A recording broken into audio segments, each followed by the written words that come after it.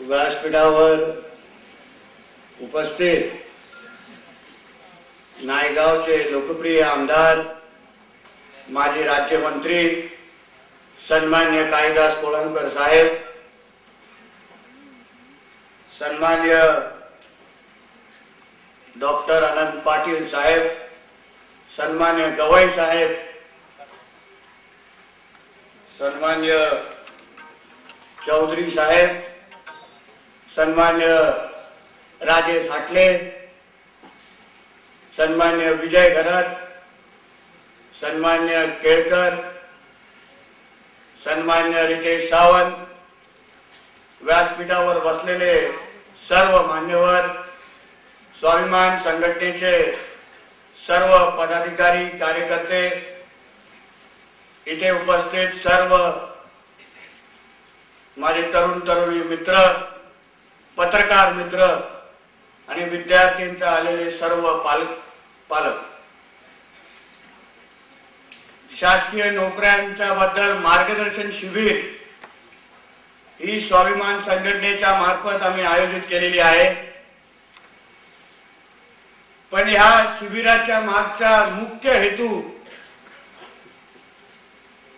किंवा आमचा स्वार्थ काय आहे हे सांगण्याचा प्रयत्न मी आपल्या भाषणाच्या माध्यमातून करणार आहे। आपण सर्व सन्मान्य अधिकारी आणि पाटील साहेबांचं मार्गदर्शन आपण सर्वांनी ऐकलं, पण स्वाभिमान संघटनेने मुख्य पद्धतीने हाच कार्यक्रम का निवडला व आमचं उद्दिष्ट काय होता हे मी माझ्या माध्यमातून विचारातून मांडण्याचा प्रयत्न करणार आहे।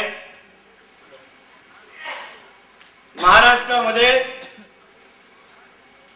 आर्थिक असो किंवा राजकीय असो, कुठलेही मुद्दे उचलताना त्याचं मुख्य केंद्रबिंदू हे तरुण असतात। कुठल्याही राजकीय नेत्याला असो किंवा उद्योगपती असो, आपला बिझनेसचा किंवा आपला राजकीय प्रवास सुरुवात करताना जे पहिलं ज्यांना हातात धरतो ते असतात तरुण। तरुणांची ताकद कुठच्याही राज्याला किंवा देशाला माहीत असते। आपल्या देशामध्ये आज मंदी आहे, महागाई आहे, पण मंदीचा सर्वात जास्त चटका ज्याला बसत आहे तो आहे आमचे तरुणांना। नोकऱ्या जात आहेत, असलेल्या नोकऱ्या जात आहेत, मग ते कॉल सेंटरचे असो की कुठच्याही नोकऱ्या असो, बाहेरगावच्या कंपन्या येण्याचे इथे बंद होत आहेत। आर्थिक स्थिती ही नाजूक आहे, पण त्याला सर्वात मोठा फटका जो बसत आहे ते आमच्या तुमच्यासारख्या तरुणांवर आहे। त्याच पद्धतीने राजकीय स्थिती कुठच्याही महाराष्ट्राच्या इतिहासामध्ये किंवा देशाच्या इतिहासामध्ये पण आपण सांगू शकतो, कुठच्याही राजकीय नेत्यांनी किंवा राजकीय संघटनेनी किंवा राजकीय पक्षांनी जेव्हा आपला प्रवास सुरुवात केला तर सर्वात पहिल्या हातात तरुणांचे प्रश्न घेतले। मग तरुणांचे रोजगाराचे असो, त्यांच्यावर होणारा अन्याय असो, मग भाषांमध्ये प्रश्न असो, जातींमध्ये प्रश्न असो, कुठच्याही या नेत्यांनी राजकीय पुढाऱ्यांनी पहिला प्रश्न आपल्या सर्वांचा निगडीत घेतले।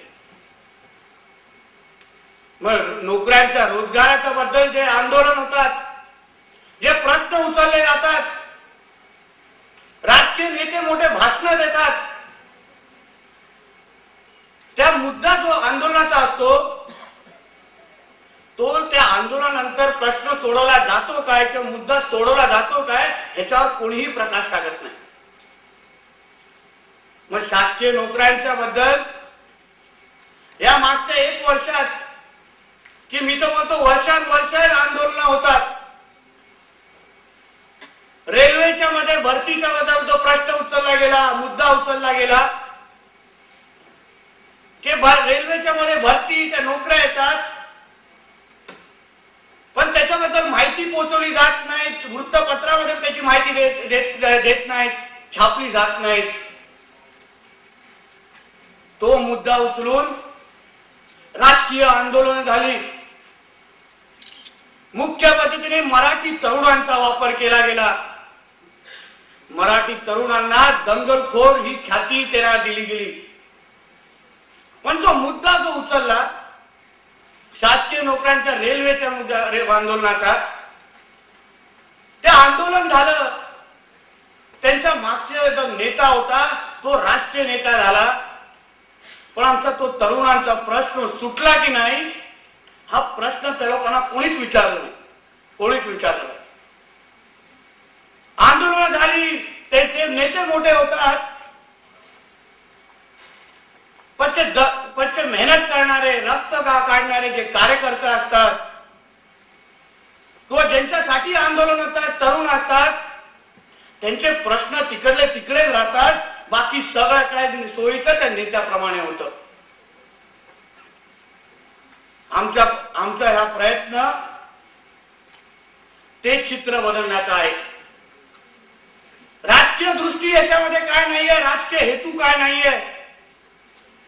पण आज तरुणांना, तुमच्यासारख्या तरुण तरुणींना मार्गदर्शनची आवश्यकता आहे. ते उद्या जेव्हा शासकीय नोकऱ्यांच्या तारखा बाहेर येतील किंवा माहिती तुमच्यापर्यंत उपलब्ध होईल तर त्या नोकऱ्या नेमक्या कशा मिळवाव्या, त्याच्याबद्दल मार्गदर्शन कसं, कुठून मिळेल, इंटरव्ह्यू साठी कसं बसावं, त्याची माहिती देण्यासाठी कुठचाही राजकीय पक्ष किंवा संघटना किंवा नेता कधीच तयार नसतात. कधीच तयार नसतात. फक्त आपला हेतू साधून घ्यायचा, आंदोलन करायची आणि प्रश्न तो तिकडेच राहतो. मुंबईच्या राजकारणामध्ये नेहमी मराठीचा मुद्दा हा पुढे येतो. सन्माननीय अधिकाऱ्यांनी, चौधरी साहेबांनी सांगितलं, आत्मविश्वास, जिद्द हे कुठे ना कुठेतरी कमी असते. त्यांनी जेव्हा आपल्या सर्वांना प्रश्न विचारायला सांगितलं तेव्हा आपल्या मधला कोणी पुढे येऊन उभा राहून प्रश्न विचारला नाही. मला माहिती आहे, ते विश्वास आहे, आपल्या मनात फार खूप प्रश्न असतील की आत्माला उठून चौधरी साहेबांना किंवा गवाई साहेबांना प्रश्न विचारायचा आहे. पण तो आत्मविश्वास, तो जिद्द, तो कुठे ना कुठे आत्म दाबलेला आहे. कुठे ना कुठे तो स्वाभिमान आतमध्ये लपलेला आहे. तो बाहेर काढण्याचा प्रयत्न या कार्यक्रमाच्या माध्यमातून आम्ही करायला बघत आहे. मी अभिनंदन करतो या तरुणाचा. त्यांनी मनातला प्रश्न विचारला.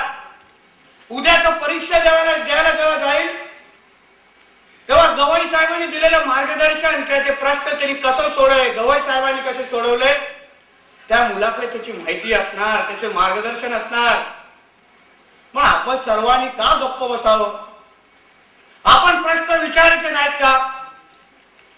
मराठी तरुणांबद्दल का दिशाभूल लोकांनी करावी? का सांगायचं की मराठी तरुण फक्त दंगलच करण्यासाठी पुढे असतात? काय तोडफोड करायचं असते तर मराठी तरुण सर्वात पहिले तिथे पोहोचतात. ही ख्याती किंवा ही ओळख आपल्याला कुठे ना कुठेतरी बंद करायची, जे मिटवायची आहे. म्हणून या पद्धतीचा, या प्रकारचा